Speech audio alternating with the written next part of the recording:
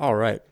So in today's episode, we're going to be talking about the fifth chapter of the Enchiridion by Epictetus. Let's just jump right in. Men are disturbed, not by things, but by the principles and notions which they form concerning things. Death, for instance, is not terrible, else it would have appeared so to Socrates. But the terror consists in our notion of death, that it is terrible. When, therefore, we are hindered or disturbed or grieved, let us never attribute it to others, but to ourselves, that is, to our principles. An uninstructed person will lay the fault of his own bad conditioning upon others. Someone just starting instruction will lay the fault on himself. Someone who is perfectly instructed will place blame neither on others nor on himself. All right. So today we're talking about something we talked about a couple of days ago. We talked about awfulizing. And awfulizing is this thing where you see something as not just a little awful, not just like really awful, but totally and completely and absolutely and purely awful, right? You're not thinking this is awful to this degree and something else might be more awful than it. You're not thinking this is like somewhere on the spectrum of bad, such that the spectrum is continuous and goes far beyond anything I could comprehend. It's just saying, no, this is just awful, and I don't need to conceive of any states of affairs that are more awful than it, and I don't need to conceive of any sort of qualifications placed upon this awfulness. It's just purely awful. And that's what a lot of people do when it comes to death, right? A lot of people live in the terror of death. This is a subject that's of a big interest of mine. I actually wrote my first master's thesis at the London School of Economics about the terror of death and the ways that it impacts our behavior as we live. So this is a subject that definitely hits close to home for me. So what's Epictetus doing? Like what's he saying about this? So he goes, we're just going to take a look again. Men are disturbed not by things, but by the principles and notions which they form concerning things. Death, for instance, is not terrible, else it would have appeared so to Socrates. So here's what I think's going on there. What he's saying is that we often see something like death, or any other, you can substitute it with any other horrible thing. And what you say is, I'm just being given the judgment that this thing is awful, right? The fact that I judge that this thing is not just bad, but like totally and purely and completely awful is just given to me by nature. It's not something that I'm doing. I'm not choosing to make this thing awful. Nature is giving this to me, and when this thing is given to me, its awfulness is something that is given as well. But if that's true, then what that would mean is that anybody who encounters this thing is going to have a similar reaction to it.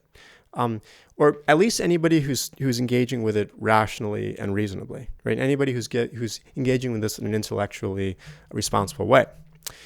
And the counterexample to that is given to us by Epictetus. So the counterexample is of Socrates. And I'm actually going to read to you now from Plato's Apology. So Plato's Apology, at the end of it, we get Socrates reflecting on his own death sentence.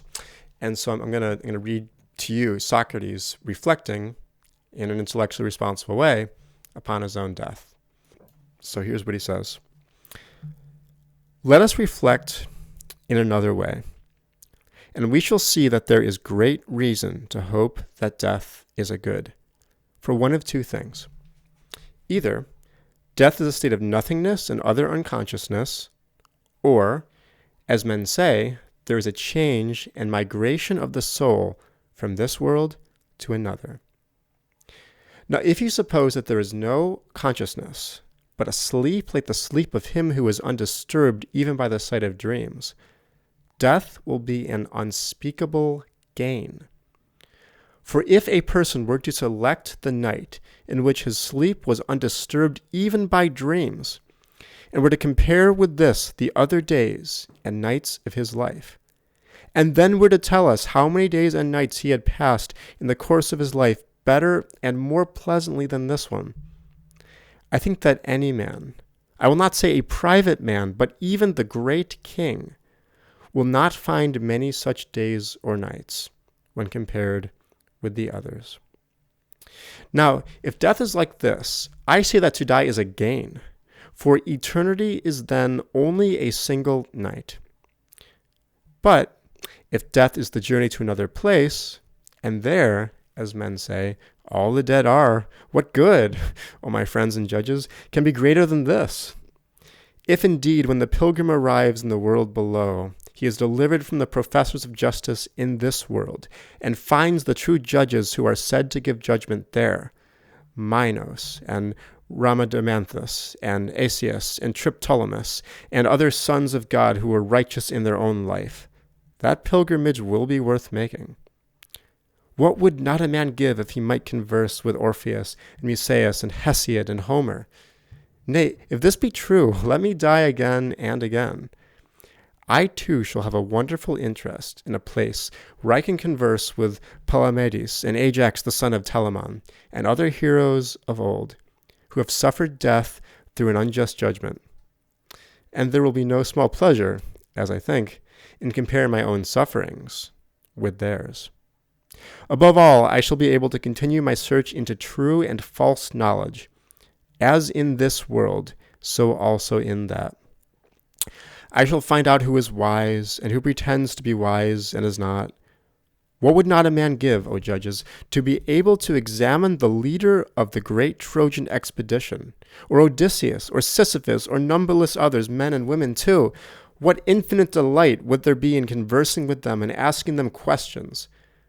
For in that world they do not put a man to death for this, certainly not.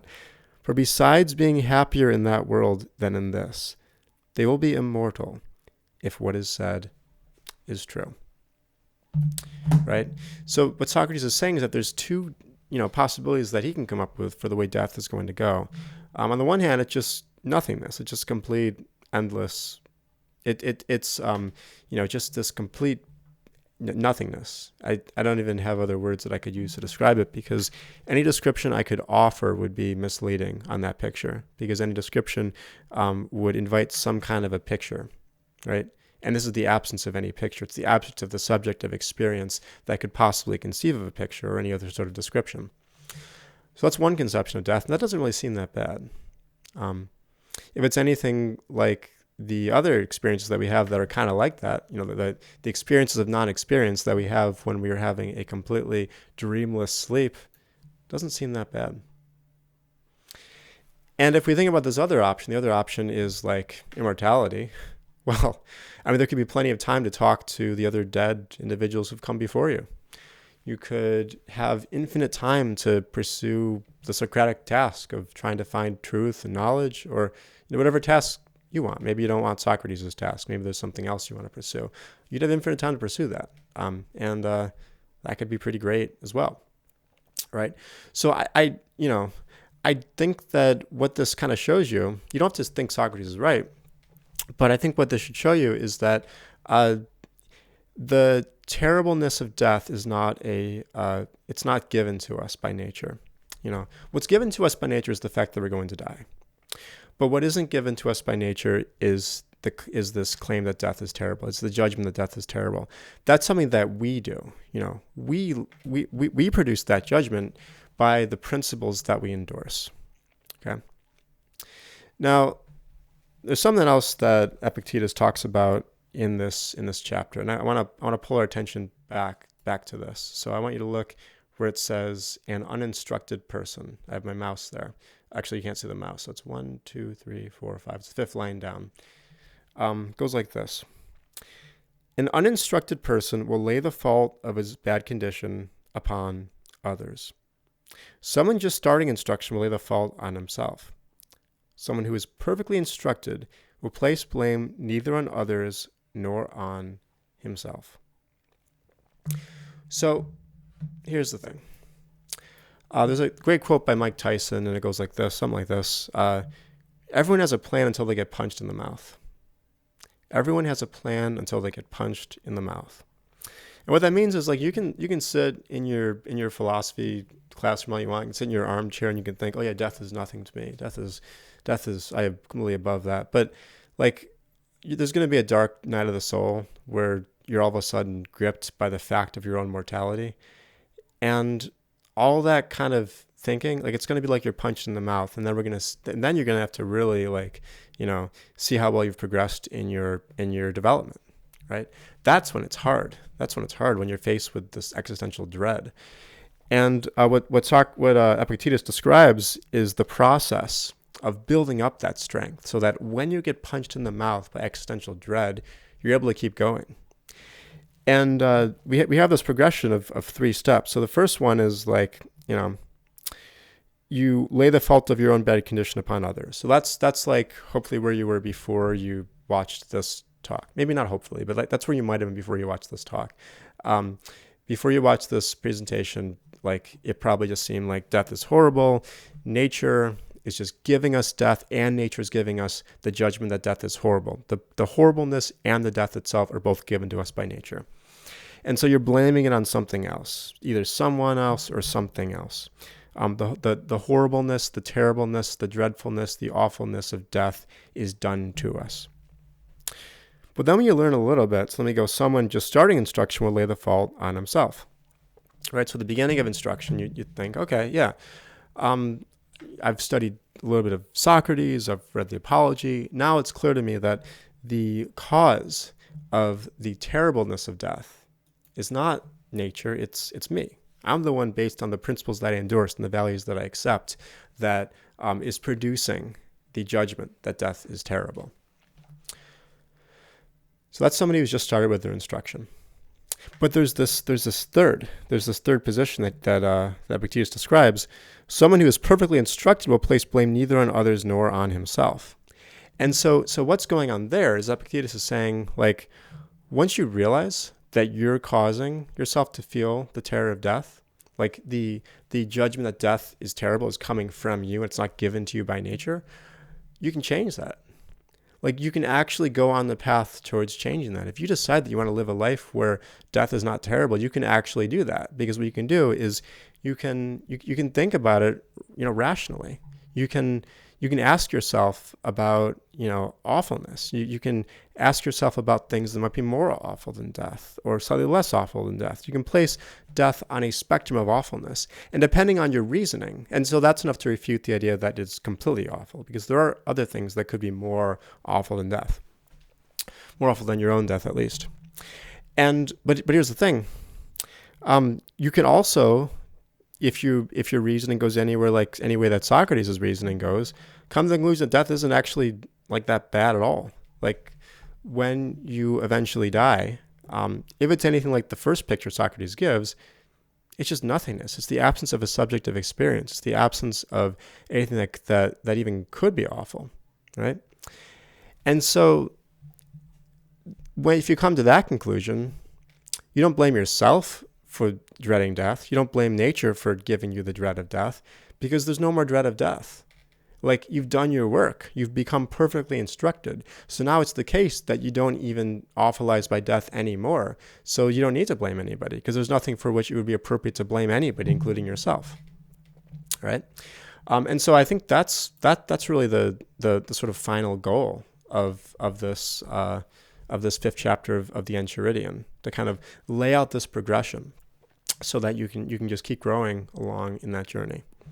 All right. So I hope this was helpful. If you'd like to, examine some of your own questions, some of the own puzzles from your own life, you're welcome to head on over to philosophycc.com and sign up for a philosophy consulting session with me. I hope you have a nice day, and thanks for watching.